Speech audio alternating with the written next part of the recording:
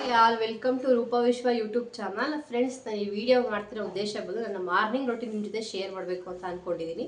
ನನ್ನ morning routine ಹೇಗೆ ಮಾಡ್ತೀನಿ, ಏನೇನೆಲ್ಲ ಮಾಡ್ತೀನಿ ಅಂತ ನಿಮಗೆ ಈ ವಿಡಿಯೋದಲ್ಲಿ ತೋರಿಸ್ಕೊಡ್ತೀನಿ. ಈ ವಿಡಿಯೋದಲ್ಲಿ ನನ್ನ ಮಾರ್ನಿಂಗ್ ರೊಟೀನ್ ಹೇಗಿರ್ತೀನಿ ಅದನ್ನು ನೀವು ಸ್ಕಿಪ್ ಮಾಡದೆ ಕೊನೆವರೆಗೂ ನೋಡಿ ಅಂತ ಹೇಳ್ತೀನಿ. ಫ್ರೆಂಡ್ಸ್, ನಾನು ಇವಾಗ ಟಿಫನ್ಗೆ ಪಾಲಕ್ ಸೋಯಾ ಚಂಕ್ಸ್ನ ಮಾಡ್ತಿದ್ದೀನಿ. ಪಾಲಕ್ ಪನ್ನೀರ್ನ ಮಾಡಿದ್ದೀನಿ, ಬಟ್ ಫಸ್ಟ್ ಟೈಮ್ ನಾನು ಪಾಲಕ್ ಸೋಯಾ ಚಂಕ್ಸ್ನ ಟ್ರೈ ಮಾಡ್ತಾ ಇರೋದು. ಪಾಲಕ್ ಸೋಯಾ ಚಂಕ್ಸ್ ರೆಸಿಪಿ ಹೇಗೆ ಬರುತ್ತೆ ಅಂತ ಹೇಳಿ ನಾನು ತುಂಬ ಎಕ್ಸೈಟ್ಮೆಂಟ್ ಇದ್ದೀನಿ. ಯಾಕಂದರೆ ಫಸ್ಟ್ ಟೈಮ್ ನಾನು ಯಾವ್ದಾರೊಂದು ನಾನು ಅಡುಗೆನ ನಾನು ಫಸ್ಟ್ ಟೈಮ್ ಟ್ರೈ ಮಾಡಬೇಕಾದ್ರೆ ತುಂಬ ಖುಷಿ ಮಾಡ್ತೀನಿ. ಯಾಕಂದರೆ ಹೇಗೆ ಬರುತ್ತೋ ಏನೋ ಟೇಸ್ಟ್ ಹೇಗಿರುತ್ತೋ ಆ ಥರ. ಸೊ ಫ್ರೆಂಡ್ಸ್, ಬನ್ನಿ ಇವಾಗ ತೋರಿಸ್ತೀನಿ. ಸ್ವಲ್ಪ ಸೋಯಾ ಚಂಕ್ಸ್ ನೆನೆ ಹಾಕೋತೀನಿ ಬಿಸಿನೀರಲ್ಲಿ.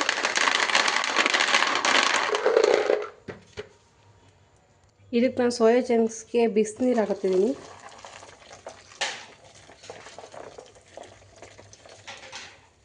ಫ್ರೆಂಡ್ಸ್, ಒಂದು 10 ನಿಮಿಷ ಬಿಸಿನೀರಲ್ಲಿ ನೆನೆಯೋದಕ್ಕೆ ಬಿಡಬೇಕು.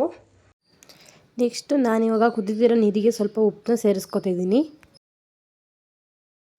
ನಾನಿವಾಗ ಇದಕ್ಕೆ ತೊಳೆದು ಇಟ್ಕೊಂಡಿರೋಂತಹ ಪಾಲಕ್ ಸೊಪ್ಪನ್ನ ಸೇರಿಸ್ಕೊಂಡು ಒಂದು 2 ಕುದಿ ಬರೋವರೆಗೂ ಬೇಯಿಸ್ಕೊತಾ ಇದ್ದೀನಿ. ಬೇಯೋದಕ್ಕೆ ಅಂತ ಇಟ್ಟಿರೋ ಪಾಲಕ್ ಸೊಪ್ಪು ಒಂದು 2 ಕುದಿ ಬೆಂದ ಮೇಲೆ ಅದನ್ನು ನಾನು ಆರೋದಕ್ಕೆ ಒಂದು ಪ್ಲೇಟ್ಗೆ ಟ್ರಾನ್ಸ್ಫರ್ ಮಾಡ್ಕೊತಾ ಇದ್ದೀನಿ. ಆ್ಯಂಡ್ ಪಾಲಕ್ ಸೊಪ್ಪನ್ನ ಬೇಯಿಸಿರೋ ನೀರು ನಾನು ಚೆಲ್ತಾ ಇಲ್ಲ ಇಲ್ಲಿ. ನಾನು ಹಾಗೆ ಅದನ್ನು ನೆಕ್ಸ್ಟ್ ಗ್ರೇವಿ ಮಾಡಬೇಕು, ಅದನ್ನು ನಾನು ಯೂಸ್ ಮಾಡ್ಕೊತಿದ್ದೀನಿ.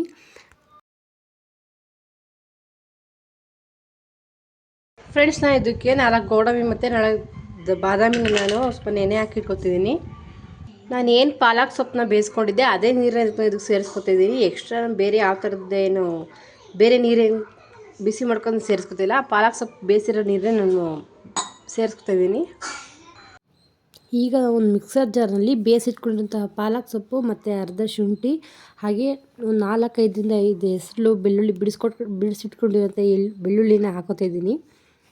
ಆಗಲೇ ನೆನೆಯೋದಕ್ಕೆ ಅಂತ ಇಟ್ಟಿದ್ವಲ್ಲ 4 ಗೋಡಂಬಿ ಮತ್ತು ಬಾದಾಮಿನ, ಅದನ್ನು ಕೂಡ ಸೇರಿಸ್ಕೊತಿದ್ದೀನಿ. ನೆಕ್ಸ್ಟ್ ನಾನಿಲ್ಲಿ 4 ಮೆಣಸಿನ್ಕಾಯಿನ ಸೇರಿಸ್ಕೊತೀನಿ. ಫ್ರೆಂಡ್ಸ್, ನೀವು ನಿಮ್ಮ ಖಾರಕ್ಕೆ ತಕ್ಕಷ್ಟು ಮೆಣಸಿನ್ಕಾಯಿನ ಹಾಕ್ಕೊಳ್ಳಿ. ನಾನು 4 ಮಾತ್ರ ಸೇರಿಸ್ಕೊತಿದ್ದೀನಿ. ಫ್ರೆಂಡ್ಸ್, ನಾನು ಹಾಲಿನ ಕೆನೆ ಇತ್ತು ಅಂತೇಳಿ ಹಾಲಿನ ಕೆನೆನೂ ಕೂಡ ಸೇರಿಸಿದ್ದೀನಿ. ನಿಮಗೆ ಬೇಡಾರ ನೀವು ಸ್ಕಿಪ್ ಕೂಡ ಮಾಡ್ಕೋಬೋದು. ನಾನು ಇತ್ತು ಅಂತೇಳಿ ಸೇರಿಸ್ಕೊತಿದ್ದೀನಿ ಅಷ್ಟೇ. ಈಗ ಇದಕ್ಕೆ ಬೇಯಿಸಿಟ್ಕೊಂಡಿರೋಂತಹ ಪಾಲಕ್ ಸೊಪ್ಪಿನ ಸ್ವಲ್ಪ ನೀರಿರುತ್ತಲ್ಲ, ಆ ನೀರು ಸ್ವಲ್ಪ ಸೇರಿಸ್ಕೊಂಡು ಪೇಸ್ಟ್ ಮಾಡ್ಕೋಬೇಕು. ಫ್ರೆಂಡ್ಸ್, ಫೈನ್ ಪೇಸ್ಟ್ ಮಾಡ್ಕೊಳ್ಳಿ. ಫ್ರೆಂಡ್ಸ್, ತರ್ತರಿಗೆ ಏನು ರುಬ್ಕೊಳ್ಳೋಕೆ ಹೋಗ್ಬೇಡಿ, ಫೈನಾಗಿರಲಿ ಪೇಸ್ಟ್. ಈಗ ನಾನು ಸ್ವಲ್ಪ ಪ್ಯೂರಿ ಮಾಡ್ಕೊತಿದ್ದೀನಿ, ರುಬ್ಕೊತಿದ್ದೀನಿ.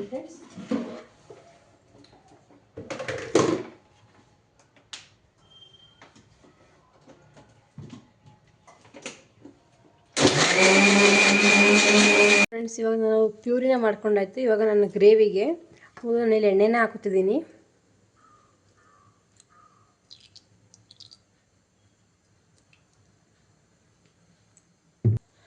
ಇದಕ್ಕೆ ನಾನು ಸಾಸಿವೆ,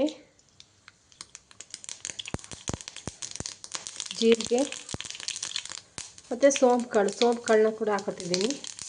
ನೆಕ್ಸ್ಟ್ ನಾನು ಇದಕ್ಕೆ ಚಿಕ್ಕದಾಗಿ ಕಟ್ ಮಾಡ್ಕೊಂಡು ಈರುಳ್ಳಿನ ಹಾಕೋತಿದ್ದೀನಿ.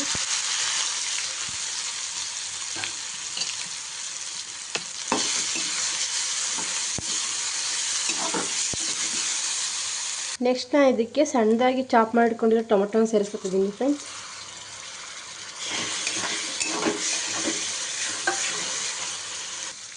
ಫ್ರೆಂಡ್ಸ್, ನಾನಿವಾಗ ಪ್ಯೂರಿ ಮಾಡಿ ಇಟ್ಕೊಂಡಿದ್ದೆಲ್ಲ ಪಾಲಕ್ ಮತ್ತು ಐಟಮ್ಸ್ ಎಲ್ಲ ಹಾಕಿ ಅದನ್ನು ಹಾಕ್ತಿದ್ದೀನಿ ನೋಡಿ. ಆವಾಗಲೇ ಪಾಲಕ್ ಸೊಪ್ಪನ್ನ ಬೇಯಿಸ್ಕೊಂಡಿದ್ನಲ್ಲ, ಅದು ನೀರಿತ್ತಲ್ಲ, ಅದನ್ನು ಇವಾಗ ಮಿಕ್ಸ್ ಮಾಡ್ಕೊತೀನಿ ನಾನು. ಇವಾಗ ನಾನು ಸೇರಿಸ್ಕೊತಾ ಇದ್ದೀನಿ ನೋಡಿ.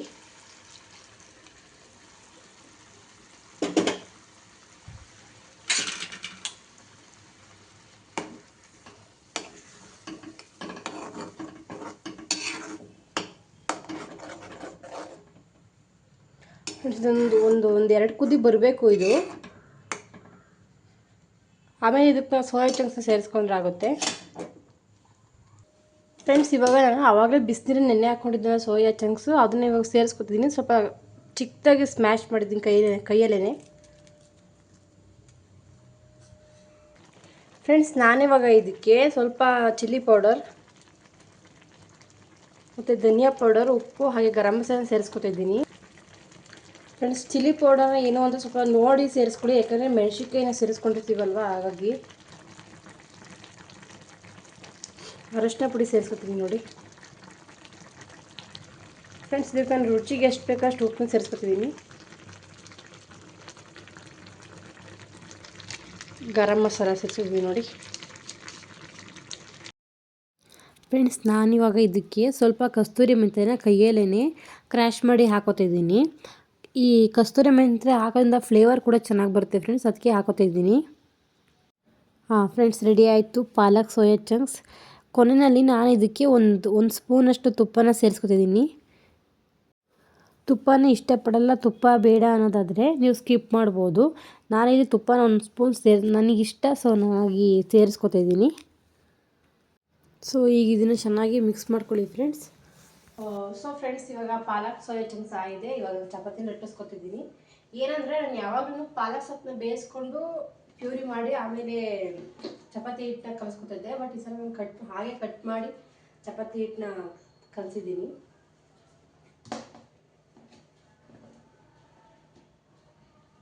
ಯಾರು ಯಾವಾಗಲೂ ಪಾಲಕ್ ಸೊಪ್ಪನ್ನ ಪ್ಯೂರಿ ಮಾಡಿ ಕಲಿಸ್ಕೊತಿದ್ದಾರೆ, ಈ ಥರ ಟ್ರೈ ಮಾಡ್ಕೊಳ್ಳಿ. ಪಾಲಕ್ ಸೊಪ್ಪನ್ನ ಕಟ್ ಮಾಡಿಕೊಂಡು ಆಮೇಲೆ ಚಪಾತಿ ಹಿಟ್ಟನ್ನ ಕಲಿಸ್ಕೊತಾರೆ. ಆ ಥರ ನನಗೆ ಆ ವಿಡಿಯೋ ಮಾಡ್ತಿದ್ದೀನಲ್ಲ, ನಂಗೆ ಏನು ಮಾತಾಡಬೇಕು ಅಂತಲೇ ಗೊತ್ತಿತ್ತಲ್ಲ. ಸೊ ಪ್ಲೀಸ್ ಅಡ್ಜಸ್ಟ್ ಮಾಡ್ಕೊಳ್ಳಿ ಫ್ರೆಂಡ್ಸ್. ಇವಾಗ ಲಟ್ಟಿಸ್ಕೊತಿದ್ದೀನಿ ಫ್ರೆಂಡ್ಸ್. ಏನಂತ ಹೇಳಿದರೆ, ನಾನು ವಾಯ್ಸ್ ಓವರ್ ಯಾವ ವೀಡಿಯೋಗಳಿಗೂ ಕೊಡೋಲ್ಲ. ಯಾಕಂದರೆ ನಾನು ಮಾತಾಡ್ಬೇಕಾದ್ರೆ ಅಂದರೆ ನಾನು ವಾಯ್ಸ್ ಓವರ್ ಕೊಡಬೇಕಾದ್ರೆ ತೊದಲಿಸ್ತೀನಿ. ಪ್ಲಸ್ ಇನ್ನೊಂದು ಏನು ಅಂತ ಹೇಳಿದರೆ, ನಂಗೆ ಅದರ ಜಾಸ್ತಿ ಫಾಸ್ಟಾಗಿ ಅಥವಾ ಏನಾದ್ರು ಸಡನ್ನಾಗಿ ಏನೋ ನನಗೆ ಫ್ಲ್ಯಾಶ್ ಆಗೋಲ್ಲ. ಅದಕ್ಕೆ ನಾನು ಜಾಸ್ತಿ ವಾಯ್ಸ್ ಓವರ್ ಕೊಡೋಲ್ಲ. ಈ ವಿಡಿಯೋ ಮಾಡಬೇಕಾದ್ರೂ ಅಷ್ಟೇ, ನನಗೆ ಏನು ಹೇಳಬೇಕು ಅಂತ ಗೊತ್ತಿಲ್ಲ, ಬಟ್ ರೆಸಿಪಿನ ತೋರಿಸ್ಬೇಕಾಗುತ್ತಲ್ಲ ಅಂತೇಳಿ ನಾನು ವೀಡಿಯೋ ಮಾಡ್ತಿದ್ದೀನಿ. ಸೊ ಫ್ರೆಂಡ್ಸ್, ರೆಡಿ ಆಯಿತು palak chapati and palak soya chunks. Friends, taste ಅಂತೂ ತುಂಬ ಚೆನ್ನಾಗಿ ಬಂದಿತ್ತು. ನೀವು ಕೂಡ ಒಂದ್ಸಲ ಟ್ರೈ ಮಾಡಿ ನೋಡಿ. ಯಾರು ಇದನ್ನು ಟ್ರೈ ಮಾಡಬೇಕಂತ ಡೆಫಿನೆಟ್ಲಿ ಟ್ರೈ ಮಾಡಿ ಫ್ರೆಂಡ್ಸ್, ಯಾಕಂದರೆ ತುಂಬ ಟೇಸ್ಟ್ ಚೆನ್ನಾಗಿ ಬಂದಿತ್ತು. ಇನ್ನು ತಿಂಡಿನ ತಿಂದ್ಕೊಂಡು ಈಗ ವಾಷಿಂಗ್ ಮಾಡಿರೋಂಥ ಬಟ್ಟೆಗಳಿತ್ತು, ಅದನ್ನು ಕೂಡ ಮಡಚಿಡ್ತಾ ಇದ್ದೀನಿ.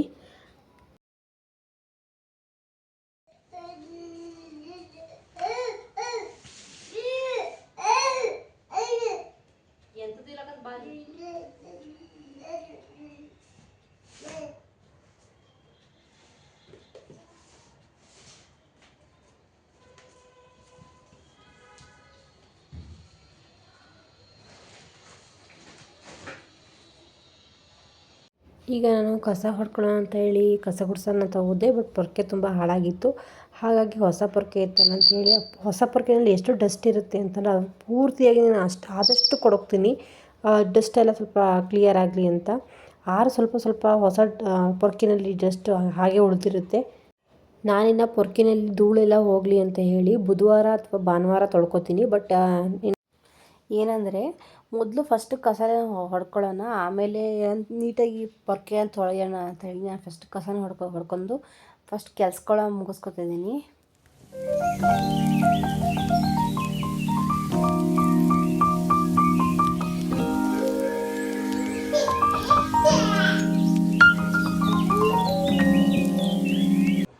ಕೆಲಸನೆಲ್ಲ ಮುಗಿಸ್ಕೊಂಡು ಫಸ್ಟ್ ನನ್ನ ಮಗನಿಗೆ ಸ್ನಾನ ಮಾಡಿಸೋಣ ಅಂತೇಳಿ ಸ್ನಾನ ಮಾಡಿಸ್ಕೊಂಡು ಬಂದೆ.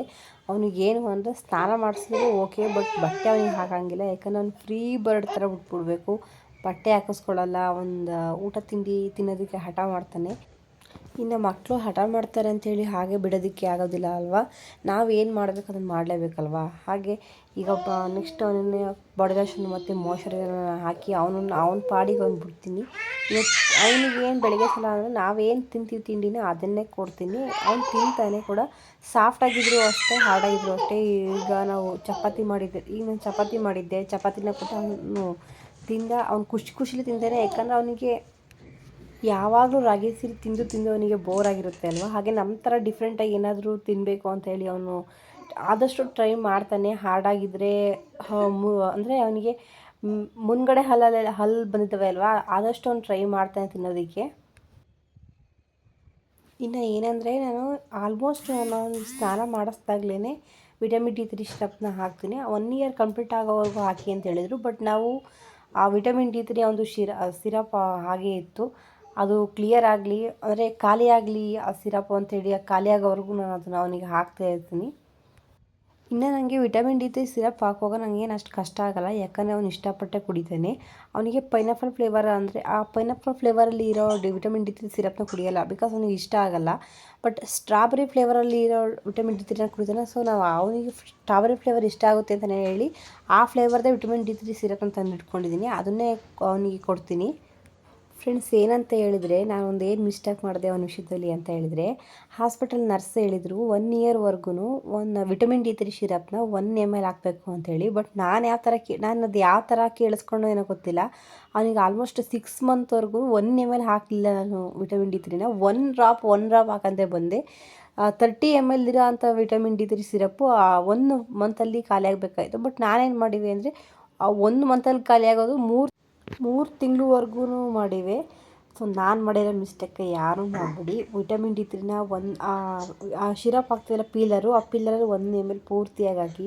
ನಂತರ ಮಿಸ್ಟೇಕ್ನ ಯಾರೂ ಮಾಡಬೇಡಿ. ಇನ್ನು ನಾನು ಯೂಟ್ಯೂಬ್ನಲ್ಲಿ ಪುಣ್ಯಕೋಟಿ ಸಾಂಗ್ನ ಹಾಕಿ ನೋಡು ಅಂತ ಹೇಳ್ತೀನಿ. ಅವನ ಪಾಡಿಗೆ ಅವ್ನು ನೋಡಿಕೊಂಡು ಆಟಾಡ್ಕೊಂಡು ಇರ್ತಾನೆ. ನಾನಿವಾಗ ಸ್ನಾನ ಎಲ್ಲ ಮುಗಿಸ್ಕೊಂಡೆ. ನನ್ನ ಮಗ ಬಟ್ಟೆ ಮೇಲೆಲ್ಲ ನೀರು ಚೆಲ್ಕೊಂಡು ಗಲೀಜು ಮಾಡ್ಕೊಂಡಿದ್ದೆ ಅಂತೇಳಿ ಅವನಿಗೆ ಸೆಕೆಂಡ್ ಟೈಮ್ ಬಟ್ಟೆನ ಚೇಂಜ್ ಮಾಡಿ ನಾನು ಸ್ನಾನ ಮಾಡ್ಕೊಂಡು ಪೂಜೆ ಮಾಡ್ತಿದ್ದೀನಿ. ಇನ್ನು ಮಕ್ಳುಗಳಿಗೆ ಕುಂಕುಮ ಇಡಬಾರ್ದು ಅಲ್ವಾ, ಅವ್ರ ಮಕ್ಕಳು ದೇವ್ರ ಸಮಾನ ಅಂತ ಹೇಳಿ ನಾನು ಅವನಿಗೆ ಕುಂಕುಮ ಇಡ್ತಾಯಿಲ್ಲ, ಗಂಧನ ಇಡ್ತಾಯಿದ್ದೀನಿ. ನಾನು ಪೂಜೆ ಮಾಡುವಾಗೆಲ್ಲ ಅವನ ಜೊತೆ ಕೂರಿಸ್ಕೊಂಡೆ ನಾನು ಪೂಜೆ ಮಾಡ್ತೀನಿ, ಯಾಕಂದರೆ ನಾನು ಮಾಡೋದೆಲ್ಲ ಸ್ವಲ್ಪನಾರು ಅವನಿಗೆ ಗೊತ್ತಾಗಲಿ ಅಂತ. ಮಕ್ಕಳಂದ್ರೇ ಹಾಗೆ ಅಲ್ವಾ, ನಾವು ಸಣ್ಣ ಮಕ್ಕಳಿಂದ ಮಕ್ಳಿಗೆ ಏನು ಕಲಿಸ್ತೀವಿ, ಏನು ತೋರಿಸ್ತೀವಿ, ಅದನ್ನೇ ಅವರು ಕಲ್ತ್ಕೊಂಡು ಫ್ಯೂಚರಲ್ಲಿ ಕೂಡ ಅವರು ಅದನ್ನೇ ಮಾಡ್ತಾರೆ.